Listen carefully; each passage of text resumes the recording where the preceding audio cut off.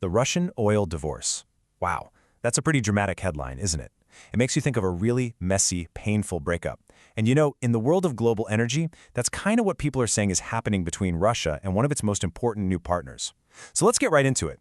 This is a story all about oil, pressure, and a whole lot of power. So what's all the buzz about? Well, it really boils down to this one huge question that has diplomats and energy experts talking. Is India bowing to U.S. pressure? I mean, think about it. India became this absolute lifeline for Russian oil exports. So are they now caving and cutting back because of pressure from the United States? That's the big mystery we're going to try and solve today. Okay, so to really get what's going on now, we've got to rewind a little bit. We need to look at how this whole thing started, because honestly, it was a super unlikely partnership. Before 2022, if you looked at who was buying Russian oil, India was barely on the map. It was just a tiny footnote. And then, bam, everything changed. And the speed of this change was just incredible. I mean, look at this timeline. Before 2022, we're talking minimal imports, practically nothing.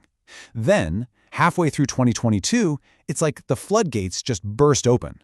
By 2023, India was suddenly one of Russia's most important customers on the planet. But now, today, we're starting to see another shift in that dynamic. And just to be clear, this wasn't some small deal.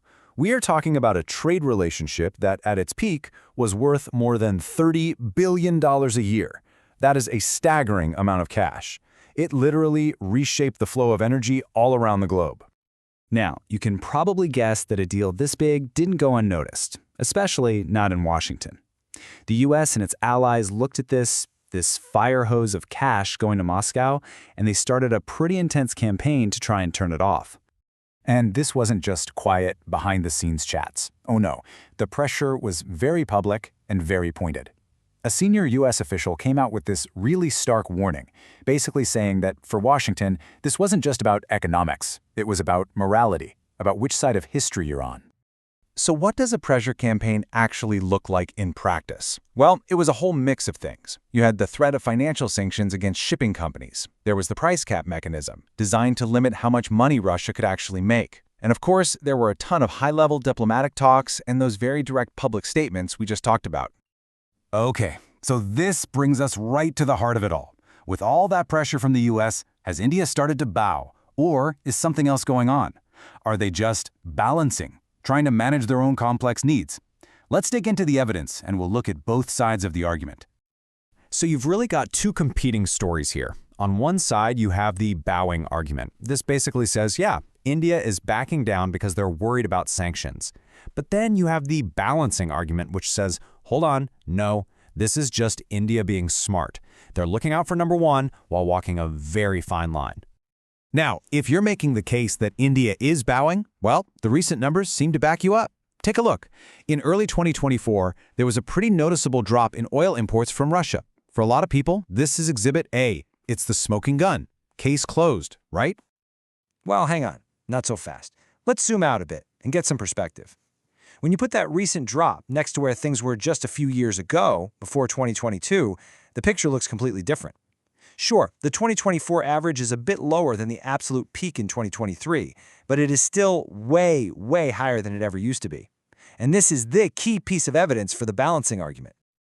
So, which one is it? Are they bowing or are they balancing? Well, like with most things in geopolitics, the real answer isn't a simple yes or no. It's way more complicated than that. It's not really about bowing down. It's more like walking a very, very careful, strategic tightrope. What we're actually witnessing here is a masterclass in being pragmatic. Think about what India has to juggle.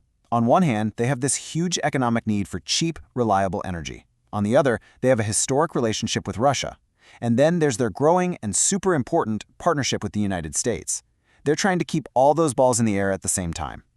And really, this all boils down to a key idea in India's foreign policy. It's called strategic economy. The whole goal is to be able to make decisions that are best for India, period. To pursue its own national interest without being pushed into a corner by anyone else, not by Russia and not by the United States. So what's the bottom line here? What should we take away from all this? Well, first, India is putting its own energy security and economic stability above everything else. Second, even though this oil trade is causing some friction, both the US and India know their partnership is just too important to let it fail. And finally, what we're watching is the energy map of the entire world being redrawn right before our eyes. And that leaves us with one last really big question to think about. In a world that feels more and more polarized, split into different camps, is it actually possible for a major power like India to be truly independent, to carve out its own path? Or, at the end of the day, does everyone eventually have to pick a side? That's the real story we'll all be watching.